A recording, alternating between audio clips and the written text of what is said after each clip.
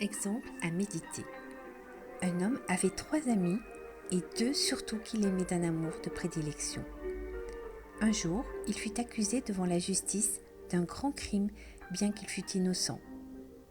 Qui de vous, dit-il à ses amis, veut m'accompagner jusqu'au tribunal et protester énergiquement en faveur de mon innocence ? Le premier s'excusa prétextant des occupations. Le second l'accompagna jusqu'à la porte du tribunal et il s'y arrêta et revint bientôt chez lui tremblant, redoutant la colère du juge. Le troisième, celui sur lequel l'accusé comptait le moins, entra, parla en sa faveur, attesta son honorabilité et son innocence avec une telle conviction que le juge lui rendit non seulement la liberté, mais lui accorda réparation.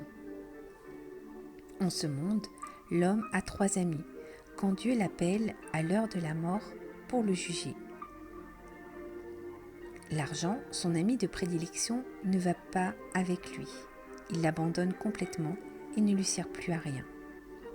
Ses parents, ses proches l'accompagnent jusqu'à la tombe, lui jettent un peu d'eau bénite au dernier adieu et retournent tranquillement chez eux. Ses bonnes œuvres, le 3e ami, celui dont il s'est peut-être le moins préoccupé durant sa vie. C'est tout le bien qu'il aura accompli pour l'amour de Dieu.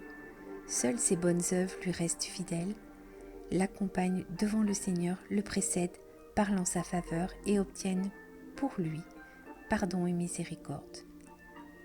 Âme chrétienne, dans votre testament, n'hésitez pas à effectuer des dons pour les œuvres d'église et vous aurez des amis dévoués qui vous ouvriront les portes du ciel. Quelques révélations sur le purgatoire. Avant d'accéder au paradis, les âmes des élus passent en moyenne 30 à 40 ans dans le purgatoire. Après la mort, chaque âme subit le jugement particulier. En un instant défilent devant elle tous les détails de sa vie terrestre. À moins d'une rare préparation, et si elle est morte en amitié avec Dieu, elle se sauvera d'elle-même dans ce lieu de purification. En effet, elle ne peut accepter le face-à-face avec la majesté divine si elle n'est pas absolument pure ou purifiée. Lors du jugement particulier, certains ne voient que Saint Michel et leur ange gardien, mais c'est déjà un morceau du ciel si merveilleux. Et l'impatience de jouir enfin de la vision de Dieu et de son paradis se transforme en un véritable martyr. Il est certain que dans le purgatoire, les âmes gardent une forme humaine et les parties du corps humain qui ont été souillées par des péchés non expiés deviennent incandescentes dans le feu de la purification. Au fur et à mesure de leur purification, les âmes du purgatoire s'élèvent dans des lieux moins douloureux. Il existe 3 étages dans le purgatoire et à l'intérieur de chacun de nombreux degrés. Le purgatoire inférieur ou grand purgatoire est très proche de l'enfer. La différence avec l'enfer est que l'âme ne se révolte pas contre Dieu. Elle ne se désespère pas et ne souhaite pas son malheur aux autres. Au contraire, elle remercie Dieu de l'avoir sauvée malgré ses fautes et prie pour que ses proches se convertissent. Pendant cet éventuel séjour dans le grand purgatoire, les âmes des élus ne peuvent pas profiter des soulagements que leur offrent leurs parents ou amis de la terre, sauf au jour des morts. Par contre, dans le purgatoire ordinaire, les âmes profitent des rafraîchissements offerts par la terre, mais à la condition expresse que de leur vivant, elles aient été elles-mêmes charitables envers les pauvres âmes du purgatoire. Justice oblige. Offrez des messes pour les âmes du purgatoire. À Cologne, 2 dominicains étaient réunis par une grande piété et une égale dévotion aux âmes du purgatoire.